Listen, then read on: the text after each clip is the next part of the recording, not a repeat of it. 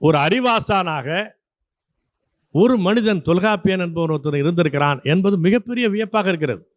அவரே சொல்லுகிறார், அதற்கு முன்னால் பல அறிஞர்கள் சொன்னதைத்தான் நான் சொல்லுகிறேன் என்றுதான் சொல்லுகிறார். ஆனாலும் அவர் சொல்வதே மிகப்பெரிய வியப்பாக இருக்கிறது. ஆனால் நமக்கு என்ன பேரு? தமிழில் நமக்கு மெய்யியல் உண்டான்னு கேள்வி எடுத்தெடுப்பிலே நீ எதை பேசினாலும் சரிதான், நீங்கள் தமிழரா, யார் தமிழர் அப்படின்னு ஒரு கேள்வியை கேட்பான். அடுத்தது என்னன்னா, தமிழில் மெய்யியல் உண்டா? எதை எடுத்தாலும் அடிப்படையிலே சுத்திட்டு இருப்பான் நம்மள.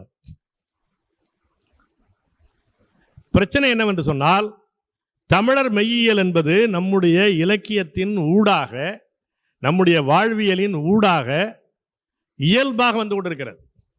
தனியாக பிலாசபின் புத்தகம் இதெல்லாம் யாரும் எழுதலை.